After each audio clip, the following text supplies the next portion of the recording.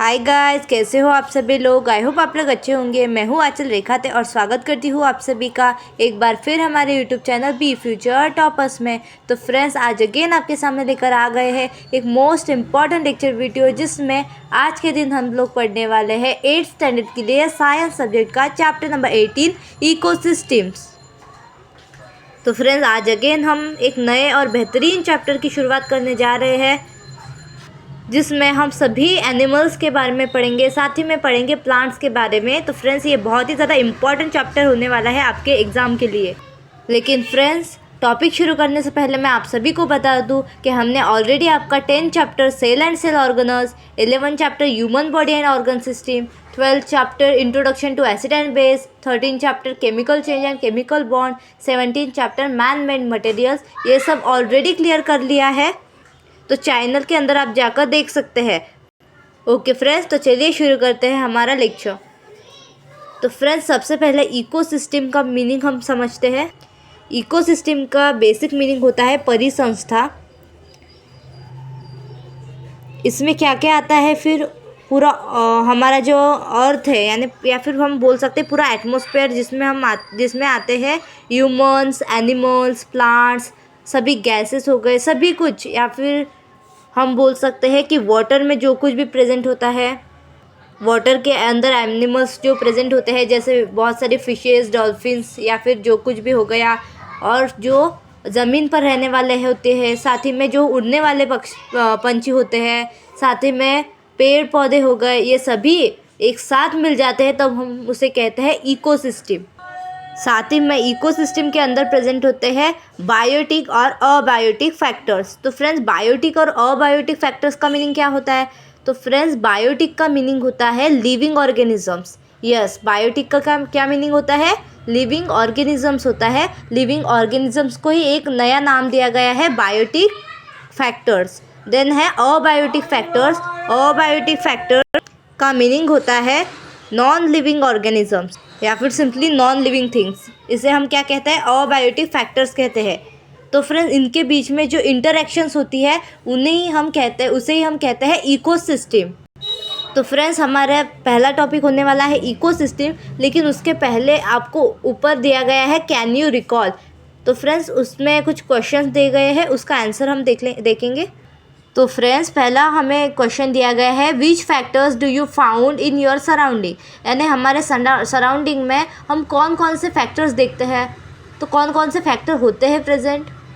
Yes, अभी मैंने बताया अबायोटिक फैक्टर और बायोटिक फैक्टर। बायोटिक का मीनिंग होता है बायोटिक का मीनिंग होता है लिविंग थिंग्स, और अबायोटिक फैक्टर्स का मीनिंग होता है नॉन लिविंग थिंग्स। तो इसका आंसर क्या हो जाएगा? Biotic and abiotic factors. इसका आंसर हो जाएगा biotic and abiotic factors. Okay friends, तो नेक्स्ट क्वेश्चन है आर दीज फैक्टर्स डायरेक्टली और इनडायरेक्टली रिलेटेड टू यू। मतलब ये जो फैक्टर्स होते हैं, जो हमने देखा बायोटिक फैक्टर और अबायोटिक फैक्टर, वो हम पे डिपेंडेंट होते हैं क्या? हमसे रिलेटेड होते हैं क्या? तो इसका आंसर होगा यस। क्यों, कैसे रिलेटेड होगा? अब सिंपल थिंग लेंगे हम, जैसे कि फॉर एग्जांपल हो गया अबायोटिक थिंग्स। अभी यहाँ पे क्या बोला गया है, देखो, बायोटिक का मीनिंग होता है लिविंग थिंग्स, यानी हम हो गए सिंपली ह्यूमंस। अब अबायोटिक का मीनिंग क्या होता है? गैसेस जो एयर में प्रेजेंट होते हैं। तो अभी ये जो गैसेस है, उन्हीं के ऊपर जो है हम ह्यूमंस और प्लांट्स डिपेंड है। अब कैसे? तो हम जो एटमॉस्फेयर होता है, उसमें से ऑक्सीजन इनहेल करते हैं। तो हम क्या इनहेल करते हैं? अबायोटिक फैक्टर का यूज़ करते हैं ना हम। कौन यूज़ करता है अबायोटिक फैक्टर का? Biotic factors. और उसी तरह अबायोटिक फैक्टर्स भी हम पर डिपेंड होते हैं। और यहीं पे पूछा गया है कि ये फैक्टर्स आपके साथ रिलेटेड है या नहीं। तो इसका आंसर हो जाएगा यस। ओके, यहाँ पे लिख लेती हूँ मैं आंसर इसका यस। ओके फ्रेंड्स, तो अभी यहाँ पे आपको दिया गया है क्लासीफाई में आपको क्या बोला गया है? Classify the following into living and non living factors. तो यहाँ पे हमें कुछ फैक्टर्स दिए गए हैं, हमें वो बताना है कि वो लिविंग है या नॉन लिविंग। ओके, तो पहला है सनलाइट। सनलाइट जो है वो है non living factor. Then sunflower, ये है living factor. Then elephant living factor, lotus living factor, algae living factor, stone non living factor, grass living factor, water non living factor, ant living factor, soil non living factor, tat living factor, fern living factor. Fern जो है वो एक पौधा ही होता है simply. Then air हो गया non living factor, और लायन फिर से हो गया लिविंग फैक्टर। ओके फ्रेंड्स, तो आई होप आप सभी को ये क्लियर हो गया होगा। अब हम बढ़ते हैं हमारे नेक्स्ट टॉपिक की तरफ, जो कि है ecosystem. The world around earth is made up of living and non living factors. हमारे जो दुनिया होती है वो क्या किससे बनी होती है? लिविंग और नॉन लिविंग फैक्टर्स से। Living are called biotic factors while non living are called abiotic factors. जैसे मैंने आपको पहले ही बता दिया कि लिविंग फैक्टर्स को हम क्या कहते हैं, या फिर लिविंग थिंग्स को हम क्या कहते हैं? बायोटिक फैक्टर्स, और नॉन लिविंग थिंग्स को हम कहते हैं अबायोटिक फैक्टर्स। तो यहाँ पे लिविंग से लेकर यहाँ तक फैक्टर्स तक ये इम्पॉर्टेंट लाइन है एग्ज़ाम के लिए। ओके,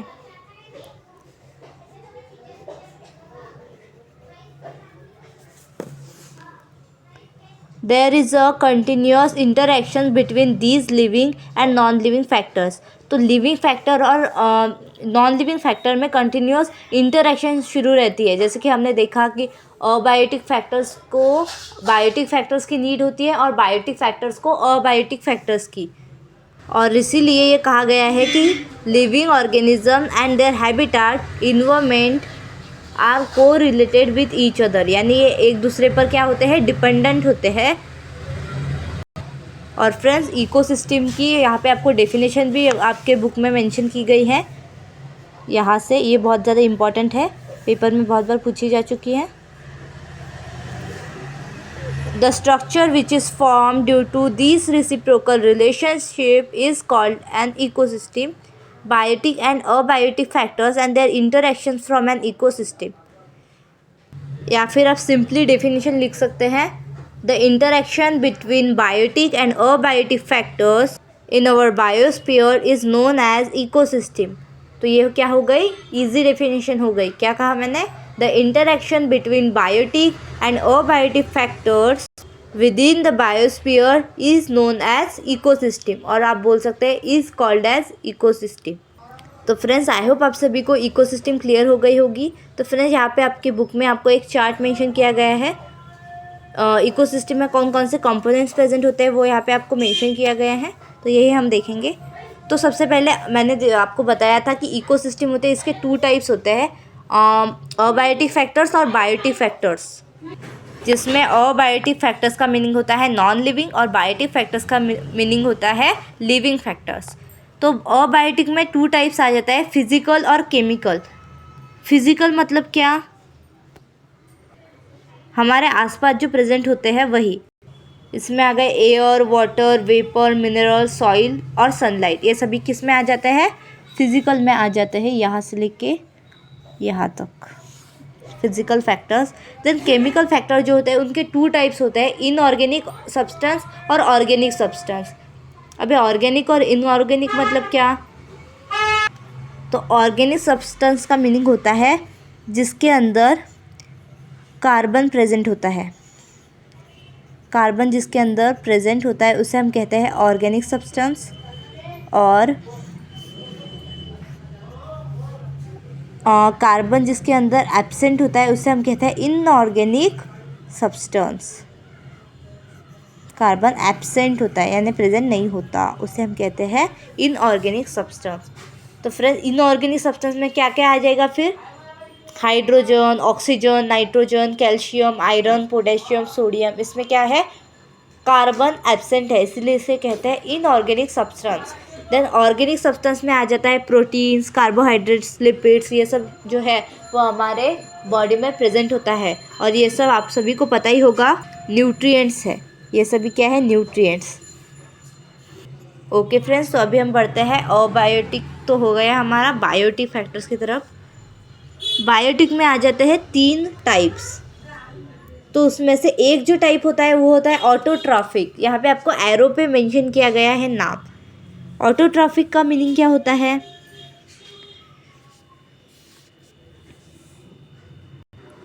ऑटोट्रॉफिक का बेसिक मीनिंग होता है जो अपना खाना खुद बनाते हैं, जिसे मराठी में स्वयंपोषी भी कहते हैं, जो अपना खाना खुद बनाते हैं। जैसे कि हम फॉर एग्जांपल ले सकते हैं प्लांट्स। यहाँ पे प्रोड्यूसर्स में प्लांट्स ही है, बिकॉज प्लांट्स ही ऐसे हैं जो अपना जो फूड होते हैं वो खुद प्रिपेयर करते हैं with the help of sunlight and chlorophyll. कौन सी प्रोसेस की मदद से करते हैं? कमेंट में ज़रूर लिखना कौन सी प्रोसेस होती है। Yes, photosynthesis. देन हेट्रोट्रॉपिक, यहाँ पे दिया गया है हेट्रोट्रॉपिक। तो कंज्यूमर्स और डिकम्पोजर्स है हेट्रोट्रॉपिक, जो स्वयंपोषी नहीं होते, जिससे हम कहते हैं परपोषी, यानी जो दूसरों पे डिपेंड होता है, जो अपना फूड खुद नहीं प्रिपेयर कर सकता। तो ये किस पे डिपेंड होते हैं? प्लांट्स पे। तो प्रोड्यूसर मतलब क्या? खाना बनाने वाला, जो खुद खाना अपना बनाता है, जैसे कि प्लांट्स हो गए। देन हेट्रोट्रॉपिक में क्या आ जाता है? कंज्यूमर और डिकम्पोजर। अब कंज्यूमर मतलब क्या? जो प्रोड्यूसर्स को खाता है, यानी प्लांट्स को खाता है। अब उसमें क्या आ जाएगा? एनिमल्स आ जाएंगे। देन डिकम्पोजर, जो उसे डिकम्पोज करता है, यानी डिकम्पोज मतलब क्या? सड़ाने में मदद करता है, उसे हम कहते हैं डिकम्पोज, जिसमें आ जाता है माइक्रोब्स, माइक्रो ऑर्गेनिजम्स। अब एनिमल्स के और 3 टाइप्स होते हैं, प्राइमरी कंज्यूमर, सेकेंडरी कंज्यूमर और टर्शरी कंज्यूमर। प्राइमरी कंज्यूमर कौन है? जैसे कि हो गया डियर हो गए, देन काउस हो गए, बफेलो हो गए, रैबिट हो गया। ये प्राइमरी कंज्यूमर क्यों है? क्योंकि वो प्लांट्स को खाते हैं, या फिर हम कह सकते हैं प्रोड्यूसर्स को खाते हैं, इसलिए वो उन पे डिपेंड होते हैं। जो सीधे प्लांट्स को खाते हैं वो क्या हो गए? Primary consumer. फिर जो इन प्राइमरी कंज्यूमर को खाते हैं वो क्या हो गए? सेकेंडरी कंज्यूमर हो गए। यानी ये जो प्राइमरी कंज्यूमर होते हैं वो खाते हैं प्लांट्स को। देन प्राइमरी कंज्यूमर को कौन खाता है? यस, सेकेंडरी कंज्यूमर खाता है।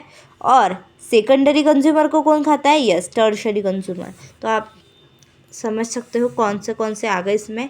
टर्शरी कंज्यूमर तो लास्ट ही हो गए, जैसे कि ईगल आ गया, उसमें लायन हो गए, और फिर टाइगर हो गया। तो आप बोलोगे कि प्लांट्स को प्राइमरी कंज्यूमर खा रहा है, प्राइमरी को सेकेंडरी खा रहा है, सेकेंडरी को टर्शरी खा रहा है, तो फिर टर्शरी को कौन खाता है?